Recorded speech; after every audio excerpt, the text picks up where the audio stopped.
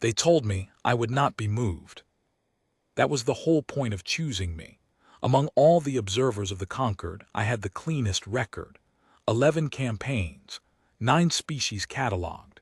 Not one entry in my reports where my own feelings slipped into the words. My instructors used to hold up my files to the younger ones and say, "This is stillness. This is what it looks like when a mind stays a mirror and never becomes a window." I was proud of that in the quiet way we are allowed to be proud. We do not celebrate, we do not boast, but we know our own worth, and I knew mine. I was observer sale of the cataloging division, and I had never once failed to stay unchanged. So when the conquered assigned me to the humans, I did not hesitate. Nobody wanted that assignment. You have to understand how it was back then before any of this. The humans were new. They had crawled out of one small blue world barely 200 of their years before, and already they were everywhere they should not have been, signing treaties they didn't fully understand, picking up scraps of technology that older species had abandoned, patching them together with wire and stubbornness. The conquered viewed them the way you view a child who has wandered into a room full of sharp things, not with hatred, with a kind of tired waiting for the inevitable. And the war on Ardenfall was supposed to be the inevitable. Let me set it down plainly, the way I was trained to. Ardenfall was a border colony, cold mostly, a world of gray rock and long red grass and a sky that never quite finished being morning. The humans had settled it maybe 40 years before, and they had no business holding it, because Ardenfall sat at the edge of space the Vorash claimed as their own. You may not know the Vorash, few do now, but in those days they were a name that closed conversations. They were old and they were patient and they were very good at one thing, which was taking. They had taken 11 worlds in my lifetime alone. They did it slowly, the way water takes a coastline. They would arrive, and they would explain in their long, courteous way that the world was theirs by an old claim, and then they would wait for the smaller species to leave. Most did. The ones who did not were catalogued by observers like me, and then they were gone, and the catalog was all that remained of them. I had recorded 2 of those endings. I want you to remember that. 2 whole peoples reduced to my notes. I had watched their last hours and written them down and felt nothing I could not control. I told myself that was mercy. That someone should at least see, even if they could not save. The conquered expected Ardenfall to be the 3rd. The humans were 11,000. The Vorash assault force was something near 400,000, with orbital support and ground armor and the kind of supply chain that means you have already decided to win before the first shot. By every measure we use, and we have many measures, we are very good at measuring the humans should have evacuated. The math was not difficult. I ran it myself on the transport in while the others slept. It was not even close.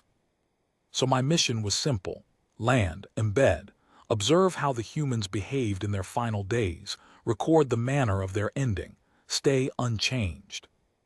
I told my coordinator I would have a clean report within the standard window. I was wrong about almost everything except the cold. The shuttle dropped me at a forward outpost called in their language Hollow 9. I never learned why it was called that. I asked later, and a human told me it was named after a man named Hollies who had died building it, and the 9 was just a number, and then he laughed in a way I did not understand and walked off. That was my first lesson about humans, though I did not know it yet. They name their pain after each other and then make jokes about the names. The outpost was ugly, I will be honest. After the clean geometry of conquered stations, after the silver order of Vorash architecture, the human base looked like something a storm had assembled by accident. Prefabricated walls, half buried in earthworks, cables strung between them like the webs of careless insects, mud everywhere, light leaking from places light should not leak from. It smelled. That was the thing the recordings never prepared me for.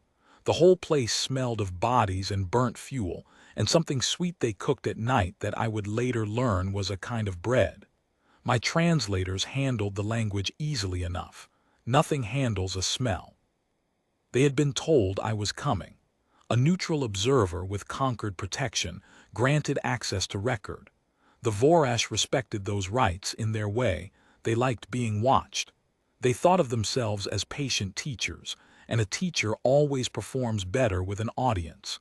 So the humans had been ordered by their own command to allow me in. They did not want me there.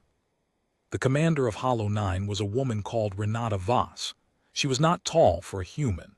She had gray threading through dark hair she kept cut short, and a scar that ran from below her left ear into her collar, and eyes that did not move much when she looked at me. I had seen many species leaders. Some snarled. Some begged near the end. Voss did neither. She looked at me the way you look at a piece of weather you cannot do anything about. "You're here to watch us die," she said, not a question. My translator gave me the words flat. I answered the way I was trained. "I am here to observe and record. I have no part in the outcome. The conquered does not intervene." She nodded slowly. "Right." She looked out the slit window at the red grass moving in the wind. "Well, watch close then. Wouldn't want you to miss anything." There was something under her voice I could not name. I noted it as hostility controlled. That was the kind of thing I wrote. Hostility controlled. As if a thing once labeled was a thing understood. I understood nothing. I want that on the record too. The first days I kept to myself and recorded. This is the work. People imagine an observer's life as drama, but it is mostly patience. You learn the rhythms of a place. You watch who eats with whom. You watch who stays awake when they should sleep. You learn the small machine of a people before the big machine of their war ever moves. The humans of Hollow 9 had a rhythm that confused me. By the math, they were dead. They knew it better than I did. They had the same numbers I had, and they had something I did not, which was a clear picture of what the Vorash did to worlds that resisted. They had seen the recordings of the other two. I learned this because a young soldier showed me, unasked, one evening. He sat down across from me with a ration and a tablet, and he played me the fall of a world called Tessin, which I myself had catalogued, and he watched my face while it played. "You were there," he said. It wasn't a question either. The humans rarely asked questions when they already knew. "Your division logged this." "Yes." "How long did they last, the Tessinites?" 9 days. He nodded. He was very young. His name, I would learn, was Eli Marchetti, and he was 19 of their years, which is barely anything, which is a child holding a rifle. 9 days, he repeated, like he was tasting it. Then he put the tablet away and offered me half of his ration, which I could not eat, and seemed disappointed when I declined, as if the sharing had been the point and not the food. That was the thing I could not fit into my notes. By the math they were dead, and yet the rhythm of Hollow 9 was not the rhythm of the dying. The dying, in my experience, go quiet. They turn inward. They make peace or they make terror, but either way they withdraw from each other, because the self is all that is left and they cling to it. The humans did the opposite. They got louder. They played music at night, terrible music, from a device with a cracked speaker, and they argued about which music was worse, and the arguing was clearly the point and not the music. They cooked the sweet bread and gave it away. A soldier with a hurt leg taught a soldier with a hurt arm to play a card game, and they cheated at it openly, laughing, accusing each other of cheating while both cheated. They wrote letters home that would never be sent because there was no longer a way to send them, and they read them aloud to each other instead. Letters to mothers, to a brother, to a dog, one of them, a long earnest letter to a dog named Biscuit, and the others fell silent while he read it, and one of them wept, and nobody mocked him for it. I recorded all of this. I labeled it communal bonding behavior under terminal stress, likely adaptive coping mechanism. The label was correct, and it explained nothing. Because here is what I could not write. They were not pretending. I have watched 100 species pretend at courage. You learn the signs, the brittle eyes, the voice pitched too bright, the way pretended calm cracks when no one is looking. I watch for those signs in the humans in the dark when they thought themselves unobserved. They were not pretending. The man who wept over the letter to his dog, when he was alone on watch in the cold, I watched him through the recorder. He did not crumble. He looked out at the red grass and the place where the Vorash would come from, and his face was calm, and his hands were steady, and he hummed very softly the terrible music, and he kept his watch. I had no label for that. I have searched the whole architecture of my training, and there is no label for a creature that knows the exact shape of its end and chooses, in the face of it, to be more alive instead of less. I wrote in my report that night, subjects display anomalous affect. It was the first false thing I had ever written, not because it was wrong, but because it was a way of not saying the true thing. The true thing was, I do not understand them, and it is beginning to bother me. I deleted the false sentence. I did not replace it. I told myself I would understand them soon, and the understanding would dissolve the bother, and stillness would return. Stillness did not return. The Vorash came on the 11th day. I felt it before I saw it. There is a pressure that arrives ahead of a fleet. The air changes, the instruments hum, the small animals of a world go silent and hide. The red grass stopped moving even though the wind did not stop. The whole planet seemed to hold its breath. Then the sky opened. I had seen Vorash deployments before, but I had always watched them from orbit, from the clean remove of an observer's station, where war is a pattern of lights. From the ground it was a different thing. The dropships came down in their hundreds, slow and certain, blotting out the not-quite morning sky, and the ground shook with their landing thunder, and the dust they threw up turned the red grass gray. They did not hurry. That was the terror of the Vorash. They never hurried. They had 400,000 soldiers, and a sky full of guns, and 40 years of patience, and they came down onto Ardenfall like a tide that has all the time in the world. The humans of Hollow 9 did not run. I had assumed they would. Some part of my report was already written in my head: initial contact, subject forces broke and were destroyed in flight. See prior entries for the Tessin and Aldous campaigns. I had the precedent. I had the math. 11,000 against 400,000 do not hold. They scatter, and the scattering is the beginning of the end, and an observer records the scattering and waits for the quiet. There was no scattering. I stood beside Commander Voss in the forward post as the Vorash landed, and I watched her face, and her face did not change. She gave orders in a low, steady voice. The humans moved to their positions without panic, not without fear. I could see the fear in the tightness of their movements, in a young soldier's hands that shook as he loaded his weapon, in the way one of them was very quietly saying the same word over and over, which my translator told me was a prayer. The fear was there. They were not stone.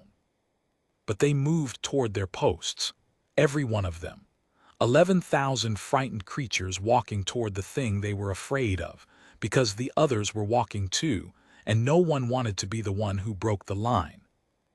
I asked Voss why they did not withdraw. I asked it the way I ask everything, flatly, for the record.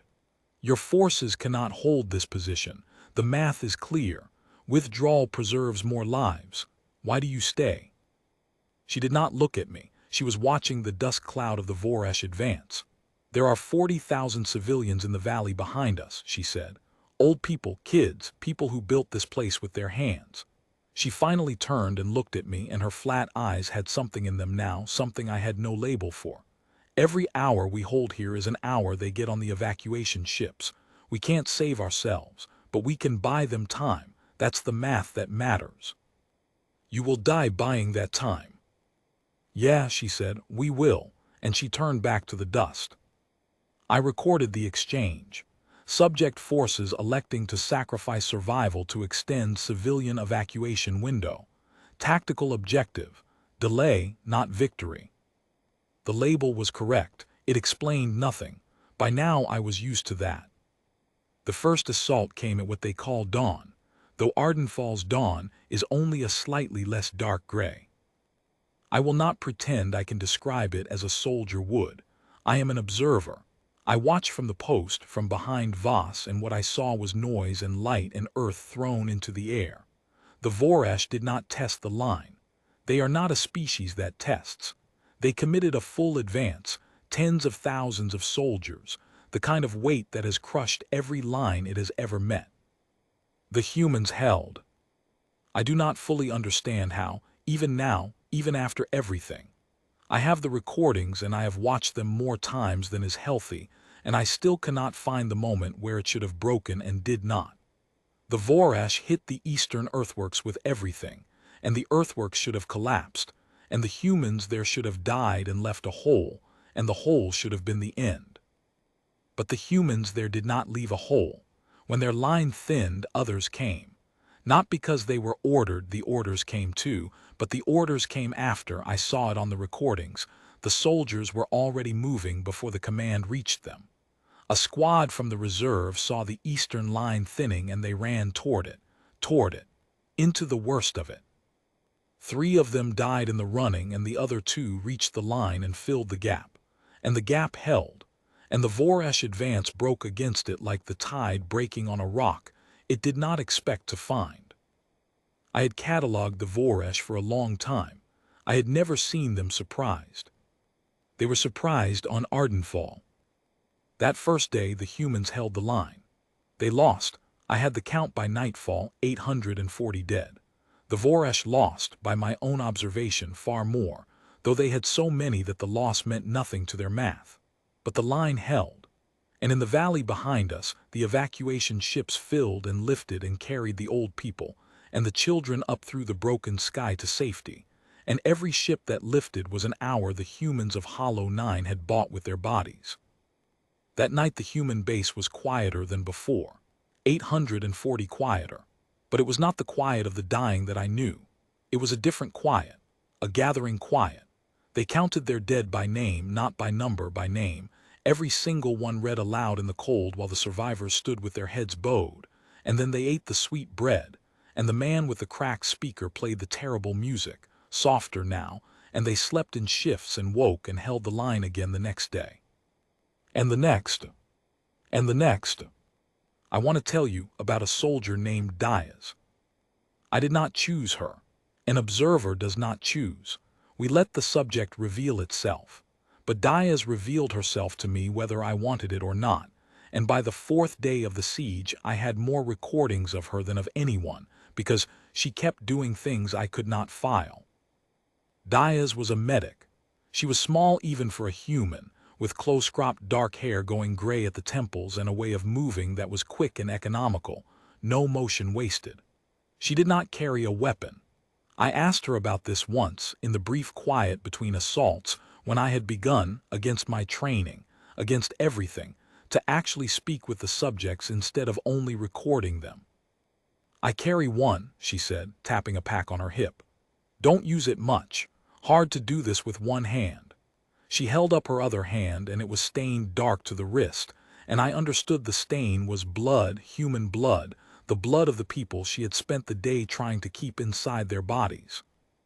You go to the wounded, I said, into the open where the fire is. Yeah.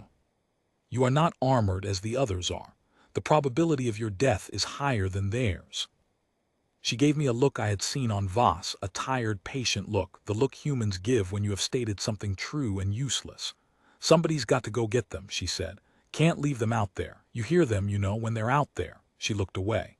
You hear them calling for their mothers mostly. Doesn't matter how old they are. End of the day they all call for their mothers. She wiped her stained hand on her trousers which did not clean it. So somebody's got to go. Might as well be me. I'm fast. I recorded it, I labeled it. Medical personnel exhibiting non-self-preservation, behavior consistent with role conditioning. That night I deleted the label. I sat in the dark of my quarters, a closet really, that they had given me, the only private space in the whole base, which I realized only later was an enormous courtesy from people who had no privacy at all. And I looked at the recording of Diaz's stained hand, and I tried to write the true thing, and I could not, because I did not yet have the words for the true thing. The true thing was that I had begun to care whether Diaz lived. That is not a small admission for an observer. Caring is the failure. Caring is the window opening where there should only be the mirror. We are trained from the first to feel the pull of the subject and to let it pass through us, the way the wind passes through the red grass without becoming the grass. I had let 100 deaths pass through me. I had watched 2 whole peoples end and I had not become them.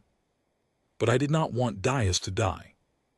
I told myself it was anomalous data, a glitch in the long instrument of my mind. I told myself that stillness would reassert itself, that the discipline of 11 campaigns would not be undone by one small medic with a stained hand. I was lying to myself. I know that now. I think some part of me knew it then. But I was very good at not knowing things I did not want to know. That is its own kind of skill, and I had a great deal of practice. On the 6th day, the Vorash sent an envoy. This is their way. When patience does not work and force is proving expensive, they offer terms. Generous terms by their reckoning. They are genuinely puzzled when the terms are refused. They do not understand why a defeated people would choose death over a comfortable surrender.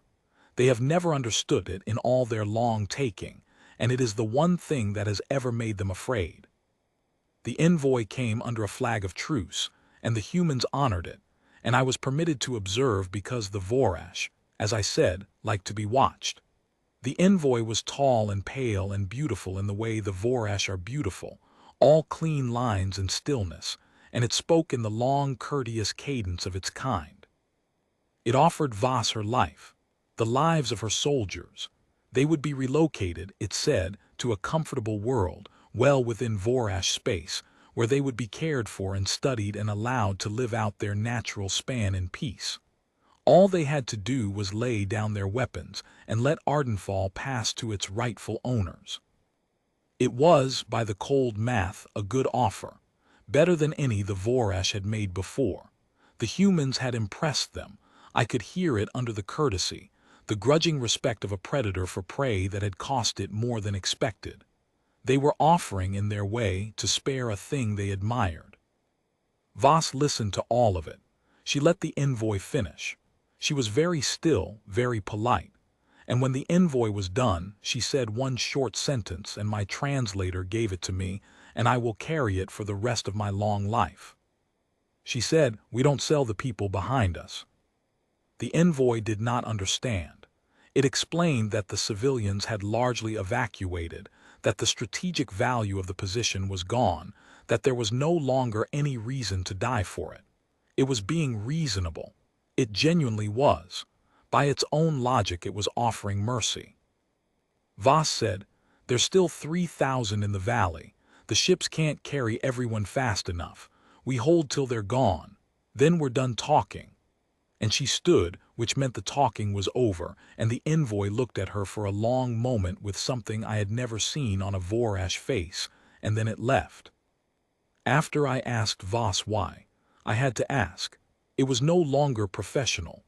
I asked because I needed to know, the way you need to know a thing that has lodged itself under your skin. "You could have lived," I said. "All of you. The offer was real. The Vorash do not break terms. I have recorded them keeping terms with peoples they despised. You and your soldiers could have lived out your lives in comfort. And you refused to die for 3,000 strangers you will never meet, who you cannot even be sure will reach the ships in time. Why?" She was quiet for a while. She was cleaning her weapon the way humans do with their hands when their minds are busy. "You really don't get it," she said, not unkindly. "Do you?" "No," I admitted. It was the first time in my career I had admitted such a thing to a subject. "I do not." She set the weapon down. She looked at me, and this time her eyes were not flat at all. "When I was a kid," she said, "my town flooded. Whole river came up overnight. And there was this old man 2 doors down, couldn't walk, lived alone. And my dad wasn't a hero, you understand. He was just a guy. He fixed engines. My dad swam down a flooded street in the dark to get that old man out. Carried him on his back. Could have drowned. Easy. For a man he barely talked to." She picked the weapon back up. I asked him why after. "Same question you're asking." And he said, "Because then I'd have to live in a world where I let him drown, and I don't want to live there." She worked the cleaning cloth along the barrel. That's it, she said. That's the whole thing. We don't want to live in the world where we let them drown, so we don't, even when it costs us, especially when it costs us. She looked up. You can call it stupid. Plenty of people smarter than me have called it stupid, but it's the only thing that's ever made me proud to be what I am. I recorded it. I did not label it. I did not have a label, and I had stopped pretending to myself that I did. I went back to my quarters and I sat in the dark, and I did something I had never done in 11 campaigns. I stopped writing the report. I should tell you what was happening to me, because the title of this account is a confession, and I owe you the confession. I was changing. It did not happen all at once. It is not a thing that happens all at once, no matter what the stories say. It happened in small increments I did not notice until they had already accumulated into something I could not undo. It happened when I learned the names of the dead instead of only their numbers. It happened when I caught myself on the 7th day, looking for Diaz across the smoke of the field to confirm she still lived, and feeling something loosen in my chest when I saw her, and that something had a name and the name was relief, and relief is a feeling, and observers do not feel. It happened when Eli Marchetti, the boy who had shown me the fall of Tessin, sat down across from me one night and said, "You don't have to just watch, you know." I said, "It is what I am. I observe, I do not intervene." He looked at me for a while. He had grown older in 7 days, they all had, the young ones aged fastest. "My grandfather used to say there's no such thing as just watching," he said. He said watching's a choice too. You're choosing to let it happen, that's a thing you're doing, it's not nothing. He shrugged. "Anyway, I'm not saying you have to pick up a gun, I'm just saying, the watching isn't innocent, nobody's innocent, we're all in it." He smiled, and his smile was tired and kind and far too old for 19. "Even you, Professor." He called me Professor. I never learned why. I think it was a joke, the way Hollow 9 was a joke, a name laid over a pain. I think he saw what I was and decided to make me less alien by giving me a human name, the way they named their dead, the way they named their bread. I think it was a kindness. It worked. That is the terrible thing about human kindness. It works. I stopped being able to see them as data. I tried. I want you to know I tried. I had 11 campaigns of training and I reached for all of it, and it was like reaching for a rope that someone had quietly cut while I slept. The stillness was gone. The mirror had become a window and the window had become a door, and I was standing in the doorway looking out at 11,000 frightened, stubborn, generous creatures who were dying, one, by name, to buy time for strangers, and I could not look away and I could not stay unchanged. On the 8th day, Diaz did not come back. I saw it happen. I had the recorder on her, the way I always did now, and I saw her run out across the open ground toward a fallen soldier, the way she always did, fast, economical, no motion wasted. I saw her reach him. I saw her get him up, half carrying the way her father, no, the way Voss's father had carried the old man on her back through the dark water of the fire. And I saw the round come in, and I saw her fall, and I saw that she did not get up. I did something then that I had never done. I made a sound. I did not decide to make it. It came out of me, low and broken, a sound I did not know my body could produce. A sound that had no place in any report, and I was on my feet and I was at the edge of the post and Voss's hand was on my arm when had she crossed to me, holding me back because I had been about to go out there, me, an observer. I had been about to run out into the fire toward a dead medic I had known for 8 days, for no reason, for no purpose, against all my training, because I could not bear to leave her out there in the open where she would call, where they all call at the end, for their mothers. "Easy," Voss said, her voice was rough. "Easy, you can't help her now." "She went to him," I said. I did not recognize my own voice. "She always went to them. Someone has to go get them. She said someone has to go get them." Voss looked at me for a long moment. And then she did a thing I will never forget, a thing that finished whatever was left of the observer in me. She reached up and she put her rough, scarred human hand against the side of my alien face, gently, the way you touch a grieving child, and she said, "Yeah, someone does. And someone went and got her just now while you were trying to. Look." I looked. Eli Marchetti was carrying Diaz back across the open ground. On his back, the way her father carried the old man, the way they all carried each other, every one of them, every time, into the fire and out of it, because they did not want to live in the world where they left each other to drown. She was dead. I knew she was dead. He knew she was dead. He carried her anyway because you do not leave them out there, even when it is too late, even when carrying them costs you everything, especially when it costs you everything.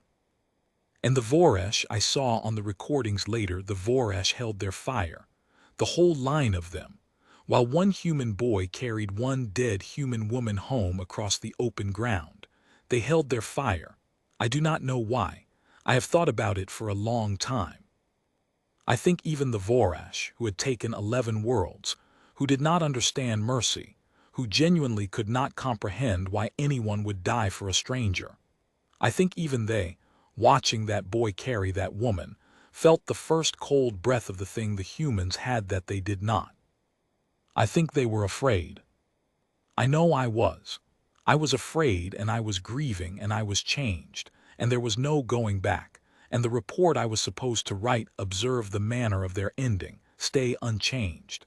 That report was already impossible, had been impossible for days, was a thing from another life, written by an observer named Sale who no longer existed. Eli laid Diaz down inside the post, gently, the way you lay down someone who is sleeping. He was breathing hard. His face was gray with dust and streaked where the dust had run. He looked at me. "You were gonna go out there," he said. "It was not a question. They never asked when they already knew." "Yes," I said. He nodded slowly. Something passed across his tired old young face. "Yeah," he said. "Knew you had it in you, Professor." And he sat down next to the body of the medic, and he took her stained hand in his, and he held it, and he did not let go. And the boy who had shown me the fall of one world wept openly in the smoke of the fall of another. And I, observer Sale of the cataloging division, who had never once failed to stay unchanged. I knelt down beside him in the mud, and I did not record it, and I did not label it, and for the first time in my long, careful life, I let myself feel the whole unbearable weight of what I was watching.